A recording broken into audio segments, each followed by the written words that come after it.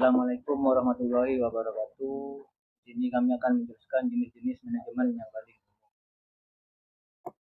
Anggota kelompok Muhammad Syarif Hidayatullah Taufiki, Nurtaji, Syarif Hidayatullah, Muhammad Solihuddin, Muhammad Irfan Dahbana. Yang pertama, manajemen strategis. Manajemen strategis dalam perusahaan memiliki jabatan yang tinggi karena tugasnya yang fundamental. Manajemen strategis berada di jajaran eksekutif yang tugasnya melakukan perencanaan yang matang, melakukan analisis dan membuat strategi yang matang. Dengan adanya manajemen strategis ini membuat perusahaan bisa berjalan dengan lancar sambil mempertahankan keunggulan dari perusahaan. Bisnis yang dijalankan dengan manajemen strategis akan mampu bersaing dengan kompetitor karena sudah terencana dengan baik. Dua, manajemen pemasaran. Pekerjaan manajemen pemasaran terkait dengan melakukan promosi produk atau jasa. Dengan menjalankannya peningkatan penjualan bisa diraih. Untuk itu, jenis manajemen ini memiliki tugas penting mulai dari merencanakan produk, strategi marketing, menetapkan target pasar, sampai dengan media sebagai promosi. Yang ketiga, manajemen hubungan masyarakat. Sesuai dengan namanya, manajemen hubungan masyarakat dilakukan dengan mengatur komunikasi yang baik antara organisasi dengan masyarakat.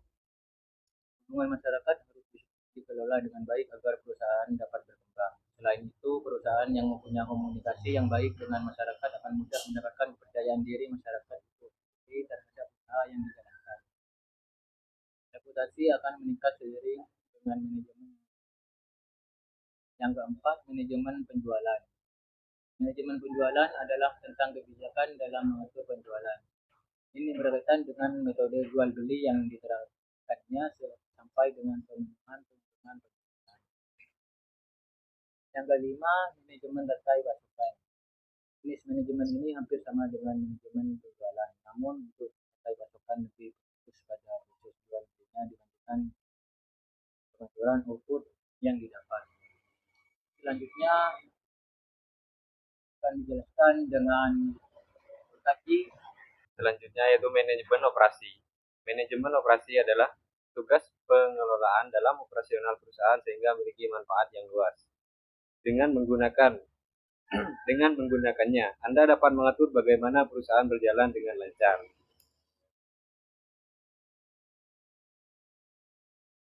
Yang ketujuh yaitu manajemen pengadaan. Adapun beberapa macam-macam manajemen pengadaan, yaitu diperlukan untuk perusahaan maupun manapun. Pengadaan tersebut berkaitan dengan pengaturan semua pengadaan barang yang ada di perusahaan sehingga kinerja perusahaan tetap berjalan dengan baik. Yang kedelapan yaitu manajemen keuangan dan akuntansi.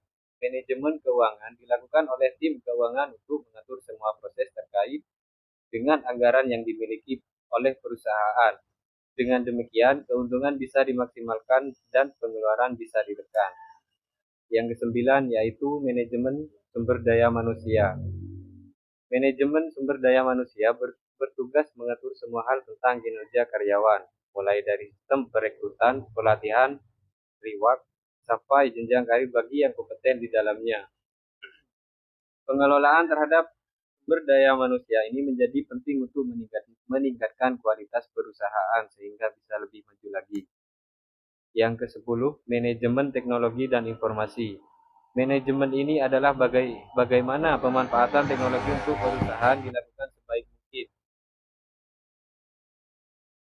Tidak hanya dari segi pemanfaatannya saja.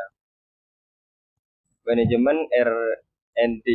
Tujuan dari manajemen ini adalah untuk mengelola hal yang berkaitan dengan penelitian dan perkembangan, dengan memastikan semua kebijakan efektif digunakan dan sesuai dengan visi dan misi. Yang ke-12 yaitu rekayasa. Manajemen rekayasa. Tugas dari manajemen rekayasa adalah mengelola aplikasi atau hal teknis untuk membuat produk yang lebih berkembang, baik dari segi konstruksi maupun manufaktur peralatan produksi agar lebih efektif. Dengan demikian, rekayasa tersebut dilakukan sebagai langkah kreativitas untuk meningkatkan keberlangsungan perusahaan menjadi lebih efektif dan efisien. Ke-13 yaitu manajemen proyek. Tugas dari manajemen ini terbilang luas karena berkaitan dengan keseluruhan perusahaan. Adapun tugasnya adalah tentang pengelolaan, pemeriksaan, dan upaya untuk memastikan proyek di perusahaan berjalan dengan lancar.